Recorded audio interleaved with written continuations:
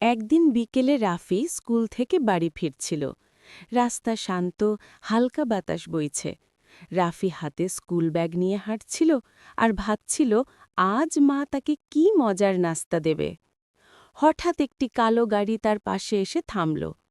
গাড়ির জানালা নামিয়ে এক অপরিচিত চাচা হাসিমুখে বলল, "আ, বাবা, তুমি কি রাফি?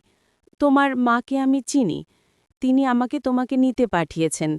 চলো, তুলে দিচ্ছি।" রাফি একটু থেমে গেল। চাচার কথা খুব মিষ্টি শোনাল, কিন্তু রাফির শিক্ষক বারবার বলেছিলেন অপরিচিত কালো কথাই বিশ্বাস করা যাবে না। রাফির বুক ধুকধুক করছিল, তবুও সে মাথা নেড়ে বলল, "না চাচা, আমি কাউকে চিনি না, আমি নিজেই বাড়ি যাব।" চাচা আবার মিষ্টি করে বলল, "ভয় পেও না, আমি তোমার বন্ধু।"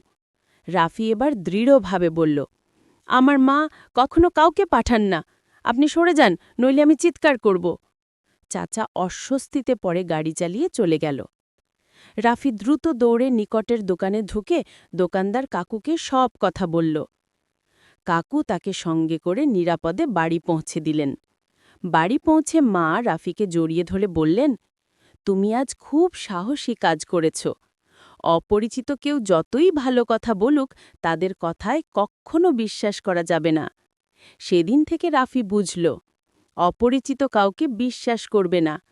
কেউ ডাকলে দূরে থাকবে, বিপদে জোরে চিৎকার করবে, নিকটের বড়দের সাহায্য নেবে। এভাবেই রাফি নিজের বুদ্ধি আর সাহস দিয়ে নিজেকে বিপদ থেকে রক্ষা করল।